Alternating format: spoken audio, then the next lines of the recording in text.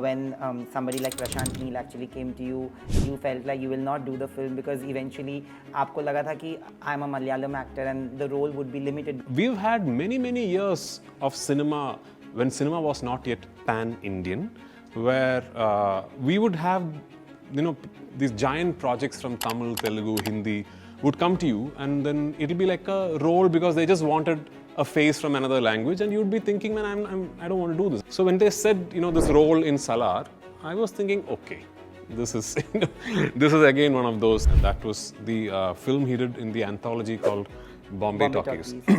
So I unfortunately could not do that for two reasons. One, there were genuine issues about my time and my dates. And also at that point in time, I had just finished shooting another film where I played a gay man. My advice to Ibrahim would be that it's fine that the criticism is so harsh, because when you get it right, the love also will be that overwhelming. But is it going to be the same film that you were supposed to offer Shah Rukh Khan that you had told me? No. I mean, I'm just thinking of what I want. I have an idea. Let's see. Pranav looks, especially in that appearance, very similar to an early 20s Lal sir. If you have seen films like Manjil Virinya Pookal and all that, there is a lot of Lal sir in the way Pranav is looking. As the story progresses, there are more antagonists. The last time you spoke and I asked you that, is Mammootty sir in L2? You said, no, he's not there in this part of the... Have you seen that has gone viral? Because everybody's picked up. He said he's not there in this part. Yeah, he was not. But is he going to be there in part 3? I usually introduce my guests with whatever I want to say, but today I'm going to introduce him with a comment that came on one of my previous interviews that I did with him for another channel.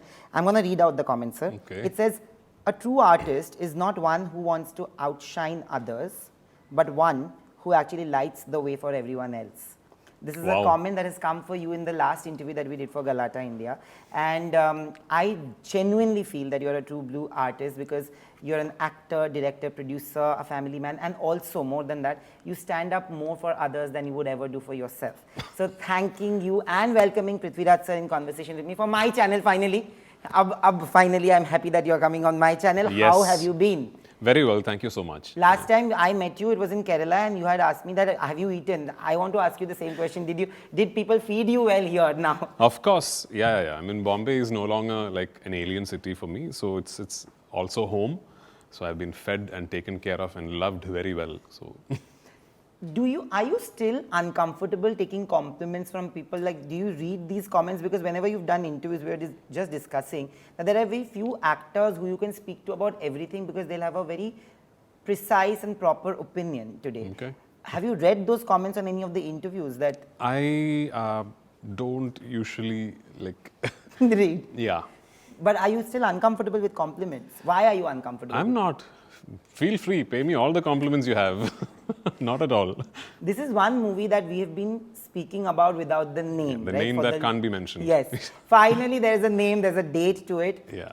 You come from Sainik School, if I'm not mistaken. That is right. So, and you've played a soldier before also. Yes. But playing this role, did it take you back to those memories that you had while growing up especially? Yeah, I mean, every time there's a film that I need to wear a uniform in, Yes. there are those memories, because the longest span of my schooling days, I grew up wanting to be an army officer. And then, unfortunately, Dad passed away and life got derailed and, all plans and everything changed. In fact, when Dad passed away, my brother had just finished the SSB interview and was going to join the NDA.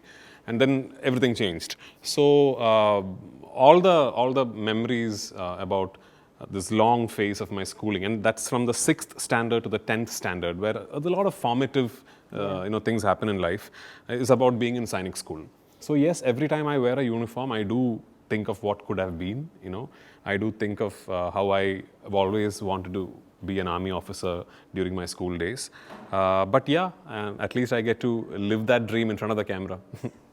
Whenever I come to interview you, I actually go through all your older interviews. And I'm going to come to the parts where you spoke in my previous interviews. But there was this interview that you had done for Manorama channel maybe 10 years ago. Oh, yeah. where you had spoken about how the worlds will one day come together, how all the film industries will become one. And a lot of people actually thought that, oh, phek raha hoga. But today the same people, if you go and read the comments on that interview also, there's like, he predicted it a decade before it actually happened. How do you take that? What made you believe in that kind of collaboration, that and things will become collaborative back then? What gave you that confidence? I just thought it's the most natural path of evolution for this medium and for this industry, because as platforms where you can access content becomes more available, and back then the West had just been they just had HBO and Netflix and all come to them, and we knew that okay, some point or the other all this is also going to come to India, and when it comes to India it's going to be like an explosion because we are 1.4 billion people, so it's going to be like the dynamics are going to truly change. And when that happens you realize that okay, so the natural path of evolution is going to be this. And actually, in fact, I've said this before, one of the first people to observe and voice this out to me was Karan Johar. Back in 2010, he first told me, Prithvi, we are very soon going to be reaching a stage where actors and talent and technicians from across the country are going to be working all over in different industries, and he foresaw that. And here we are. I've flown in from the sets of a Telugu film. I'm promoting a Hindi film. I'm flying out to London tomorrow to shoot a Malayalam film. But not many people know that this is not the first project that Karan has actually offered you. There was another project that was offered to you many, many years ago, which you couldn't do. Yeah. Would you like to speak about that? Yeah, I mean, that's when he told me this. He spoke about this to me. And that was the film he did in the anthology called Bombay Talkies. So I unfortunately could not do that for two reasons. One, there were genuine issues about my time and my dates. And also at that point in time, I had just finished shooting another film where I played a gay man. Yeah. And Mumbai I did not want to do a similar character in two films back to back. But it was a wonderful script. It was a beautiful script. I later saw the film and it was beautifully performed by Nayandeep. I unfortunately missed that opportunity of being able to work with Karan as a director. I look forward to it at some point in life. But I've now had the opportunity to collaborate with him once as a co-producer and now as an actor and a producer. But he's just a really kind, benevolent gentleman. I don't know what people think of Karan Johar, but he truly is one of the most, interesting cinema minds that I've spoken to. Yeah. When you speak about that film, Mumbai Police especially, like even I have watched this movie called Kajol. Kajol, and it's a beautiful film again. Not many people have taken those risks, of playing a character from the community. You mean Kadal? Kadal. Oh yeah, Mammootty's film. Of Kadal, course. Kadal, yeah. I couldn't pronounce it. But it's a beautiful film. Of course, yeah, Geo Baby's film. Yeah.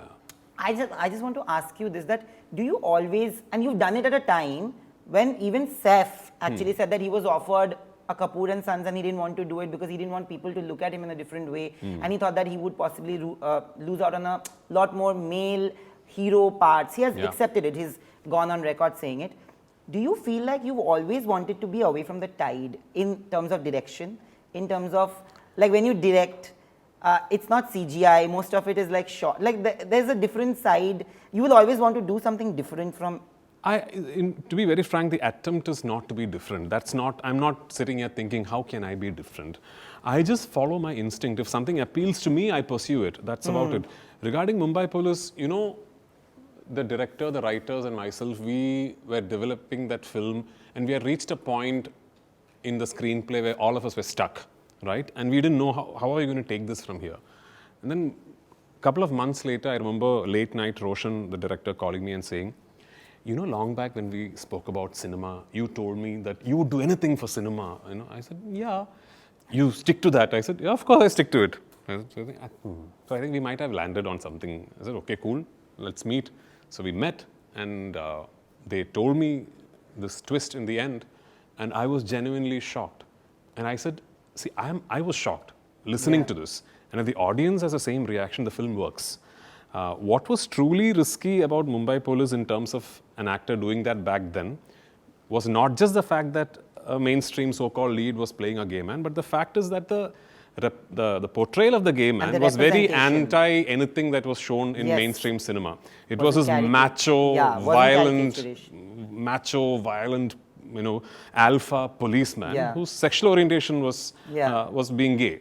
That was truly against the grain, and I thought that would be like a pathbreaker film, and it was. It was. Yeah. In the Hindi remake, when I watched the original film, so I thought that would be there in the Hindi film when I watched it. I loved the Hindi film, like the performance of Shahid is amazing, but I just felt like, why not? Like, no, but I had this conversation with Shahid, and I agree to their thought process. I told Shahid that, no, I agree with the thought process of taking that angle away from this, because I don't think a mainstream hero being a gay man has the same shock value today as it did in 2011. True. Mumbai Police did rely a lot on that shock value of Prithviraj back then, the climax twist being that he's actually a gay man. The film in itself relied heavily on that shock value. I don't think in these times, in today's times, it holds the same shock value. So I agree with the thought process of going away from that, and I told Shahid this actually. Yeah.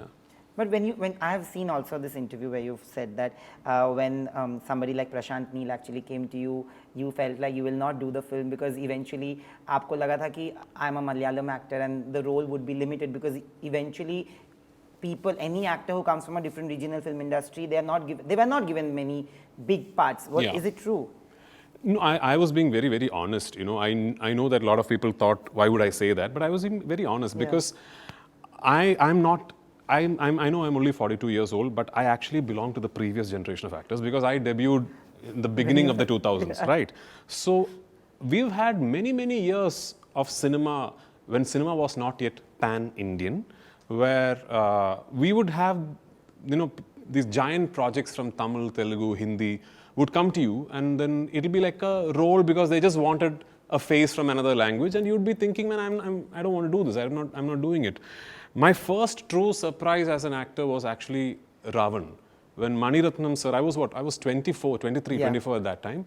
When Mani Ratnam sir called me and he told me he wants to cast me as one of the protagonists in the film, that is my first true awakening and that I'll forever be indebted to Mani Ratnam sir, because I don't know if he realizes how much confidence he gave me as an actor by just deciding to cast me in that film. I truly thought, man, I'm good enough for Mani Ratnam to think that he wants me in the film. I'll forever be indebted to him. But then again, when the pan-India phenomenon happened, you realize that this trend was catching on, where they try and get big names from as many different industries as they can, just for the representation purposes of it. So Prashant Neel was straight off KGF 2, which was like an unbelievable phenomenon, right? And I had not met Prashant. I didn't know him personally. I didn't know his thought process as a filmmaker then. So when they said, this role in Salaar, I was thinking, okay, this is again one of those. But Prashant being Prashant and Hombale being really close associates, I said, I'll listen to it. I genuinely was surprised because initially when he narrated Salaar 1 and 2 at one film together, so you're yet to see the rest of the character arc and everything. So I really was surprised. I was genuinely pleasantly surprised. And I actually asked Prashant, does Prabhas know? He said, yeah, sir, Prabhas is really keen on having you.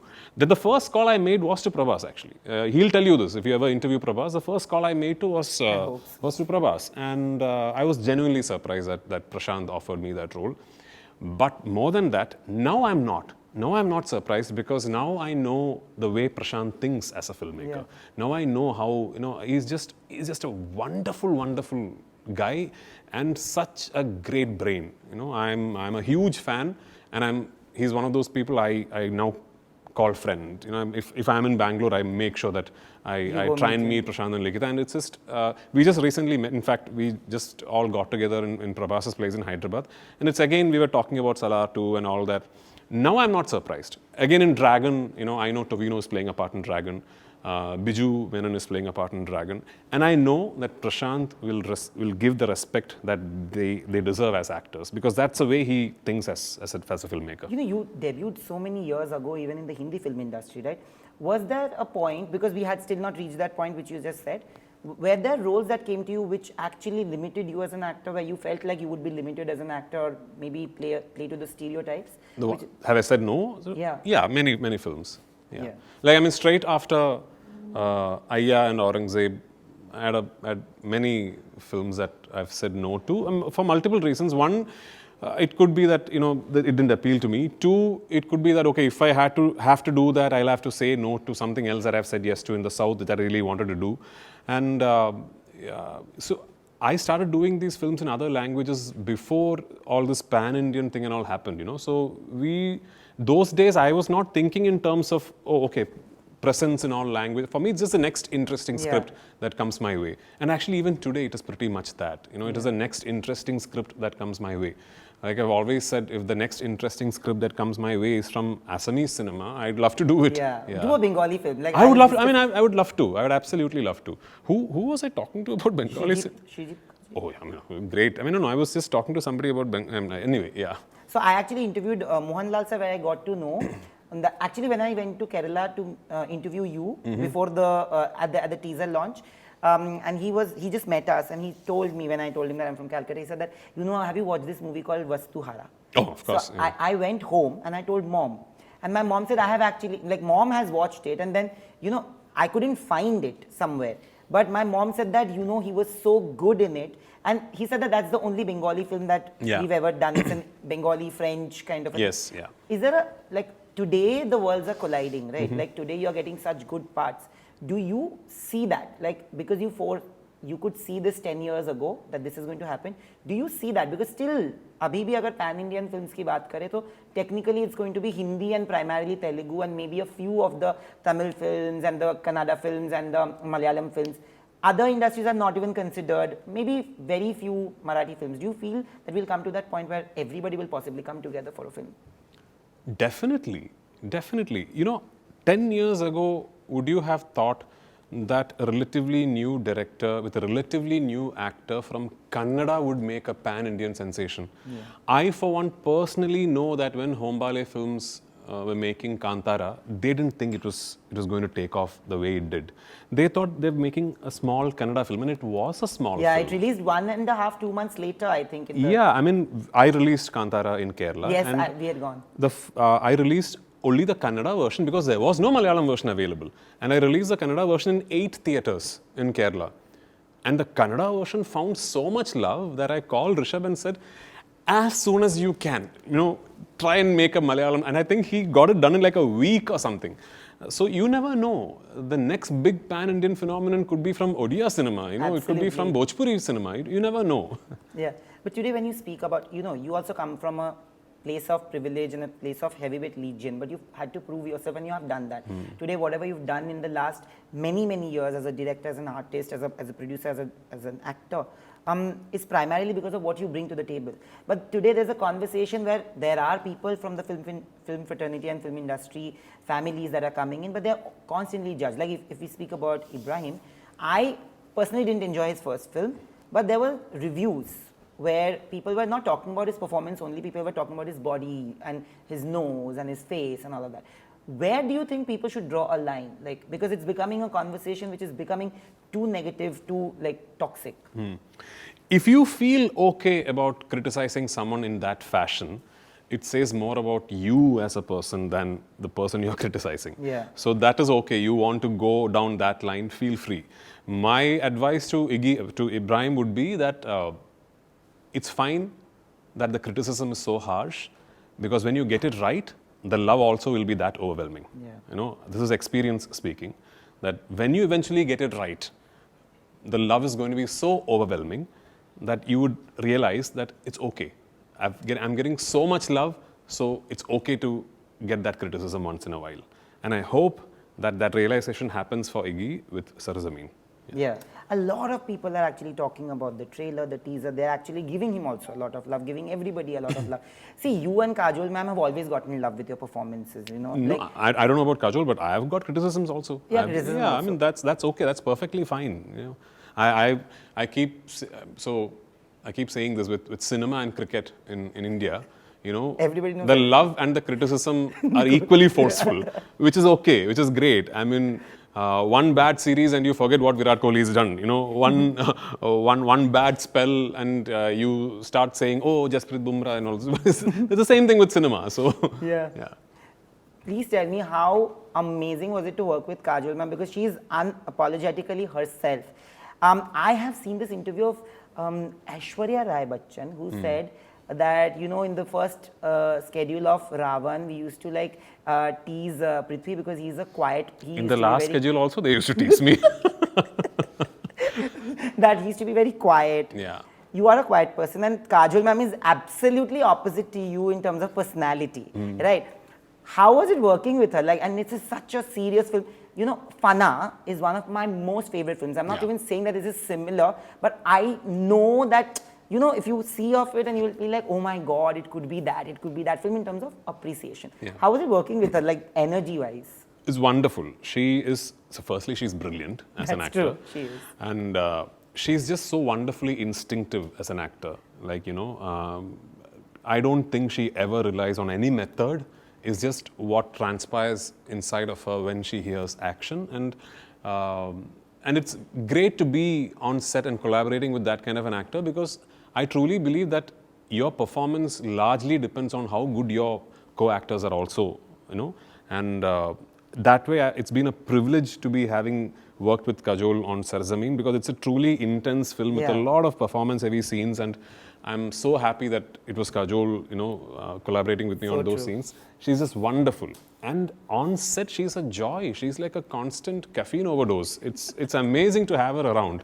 You know, I really hope I get to work with her more, and because she's like, she's like a 16-year-old, you know, like, yeah, and it's great to have that energy. Have that energy in an actor with such an illustrious body of work. Yeah. But do you sometimes feel a little bit of nervous pangs because you're also playing a man in uniform? This is not the first time that you've done it. But do you, when you wear it, is there a sense of pride? Is there a sense of nervousness also attached to it? Not really, because it comes from the realization that the uniform is not the character. The man inside the uniform is a character. The uniform is what the man is dressed in. Yeah. And that actually is a lot about what the film is, you know. That the film is about the man inside the uniform. And the fact that he thinks the uniform is something he has to live up to. So that is the conflict actually of the guy. But you know why I asked this? Because I think you would agree to it. I don't know, you can disagree also. Do you feel that we are slowly becoming a society of the very easily offended? Like, people can take offense to anything and they can make something out of anything. It's not just an India-specific phenomenon, everywhere. It's across the world. I just think it also comes from the fact that there is access to so much content, and there is desperation to find engagement in some form. Yeah. And as is human nature, the easiest way to get people to mobilize is to find them something common to hate. Yeah. You find them something common to love, it's going to take longer. There's something, when we talk about the conversation about, you know, actors from film industries coming, every time there will be a conversation and the comments would say that, look at the South film industries. There are actors who are coming primarily from, you know, legions of heavyweights, but they are proving themselves, and it's not the same. It's not the same. What do you have to say to that? Because today you are friends with Fahad sir, there's Dulquer, you are representing the Malayalam film industry and the Indian film industry at large, but it's not like you might have gotten your first film easy, but you have had to prove, all of you. Yeah. And today the whole country actually has opened up to the idea of Malayalam films. I think I've watched Malayalam films from really, like one of the first few films that I watched was Malayalam, because my mother, I'm from a Bengali household, so literature and culture is like a part of it. So do you feel that sense of change is coming? I disagree with the fact that it's a South-specific narrative. I don't think there is a single actor, male or female, that exists today in Indian cinema who's been successful consistently over many years only because of who or, you know, what her surname is or what his surname is. If you have to be successful in cinema consistently across years, you need to be good, you know. Hrithik Roshan and Ranbir Kapoor are not successful actors because there is a Roshan and a Kapoor at the end of their names. It's because they're damn good. Yeah. So it's the same everywhere. Yeah. True. When are you going to direct your next film? Have you planned? Lucifer 3, is it going to be, or is it going to be something else? I would love to do one film before Lucifer 3, as is usually my practice, because I don't want to do the two films of the same franchise back to back. Yeah, I'm thinking of my next film. But is it going to be the same film that you were supposed to offer Shah Rukh Khan that you had told me? No. I mean, I'm just thinking of what I want. I have an idea, let's see. Yeah. But have you really spoken to Shah Rukh sir? No, I haven't. It was a discussion that happened when a couple of representatives from Red Chillies came and met me in Kerala long back. Yeah. For L, now coming to a little bit of Lucifer, because I am obsessed with that franchise. Okay. When are you planning to do L3? Because there's so many loose ends that you have actually left out for us. I'm going to ask you quickly because they want to kill me. There's Mohanlal sir's son who's playing a younger Mohanlal in L3. Is it true? He's already in L2. Yeah. So he's going to have a... Well, I mean, there is going to be an episode where you show the younger days of the character. And, like a prequel. And it's not a longish episode. It's quite short. But I did not want to go down the AI route or the face replacement route and all that. I just wanted it to be as organic as possible. And thankfully, luckily for me, Pranav looks, especially in that appearance, very similar to an early 20s Lal sir. If you have seen films like Manjil Virinya Pookal and all that, there is a lot of Lal sir in the way Pranav is looking. In fact, when we shot that sequence for Empuran, our reference was Lal sir's photograph from Manjil Virinya Pookal. Yeah. Oh, wow. Yeah. Oh, wow.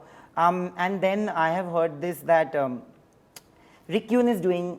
Now you can speak now that the whole mystery man thing is gone. I remember how much I have actually completely like, chai did you keep bolo. Now that he's there. How easy or difficult was it for you to get him on board? Because I know that you went through many people and the agents have actually been like the most taxing for you. Yeah, so unfortunately our biggest challenge was just as we were casting for L2, the SAG strike happened. And a lot of the actors that we wanted to work with were all signed with SAG, and the offices were just closed. So we just could not execute the agreements. There were other names that we had spoken to and had theoretically said yes, but we could not talk to them because there were no reps working during those times. So we had to go with non-SAG actors. Luckily for me, Jerome Flynn is a non-SAG actor, so is Rick Yoon. But yeah, I mean, as the story progresses, there are more antagonists, yeah. The last time you spoke and I asked you that, is Mammootty sir in L2? You said, no, he's not there in this part of the... Have you seen that has gone viral? Because everybody's picked up. He said he's not there in this part. Yeah, he was not. But is he going to be there in part 3? You will know. I mean, and I make the film, so I don't know. Let's see. But you, of course, know. Do I? I don't know. Let's see. Another film that we've always spoken about, which again didn't have a name, was the Meghna Gulzar film. Well, now it does. Now it does. It's Daayra. I've heard I know what the thing is about, and I know what both of you are playing without getting much into that. It's again a story between the thin line that happens between right and wrong, right? Eventually. Meghna, you and Kareena coming together for a film like this.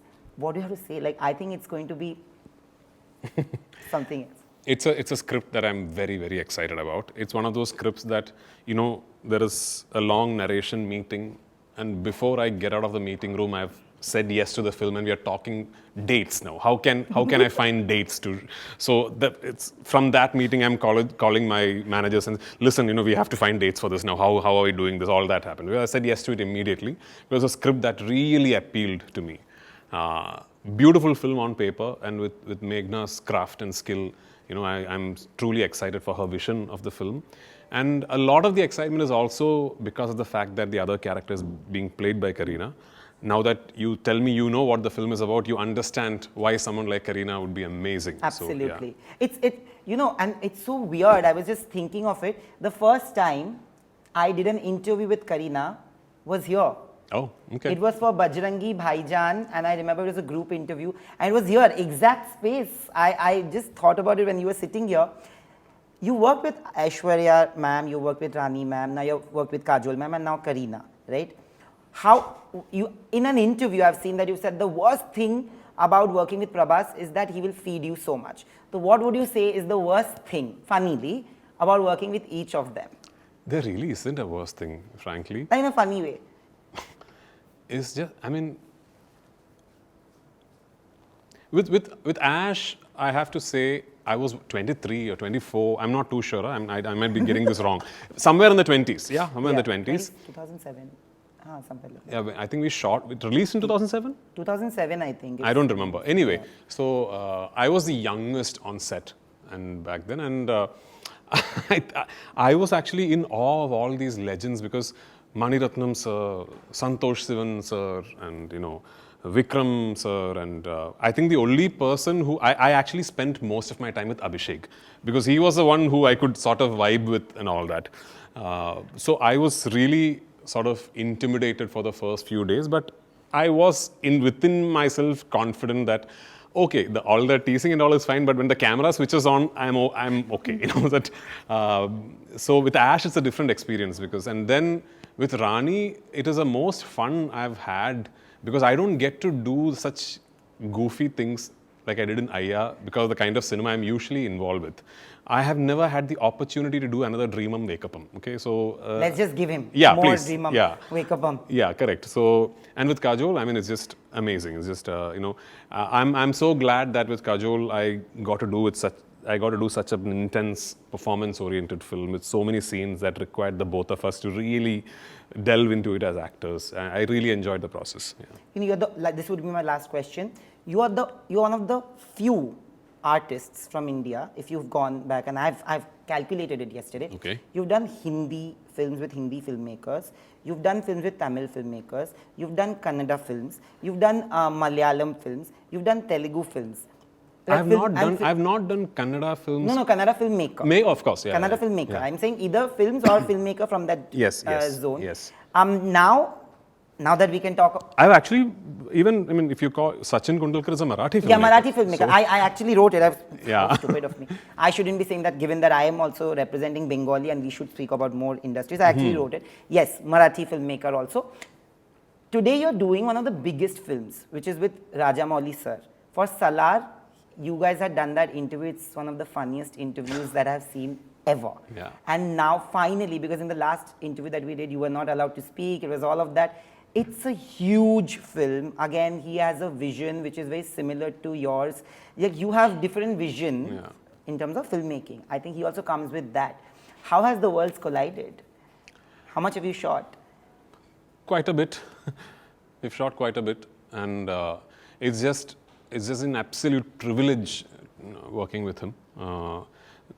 When the time comes, I would love to speak about it in detail, but all of us on that set, we all understand and we all value what is it that we are trying to create, and I just hope that I'm able, to the best of my abilities, to facilitate his vision. So. Before leaving, I will just tell you what I have been told and what I have learned from one of my Malayali friends. Please correct me if I'm wrong. Thangalukku ella veda asham sagal. Not bad at all. That's quite well enunciated.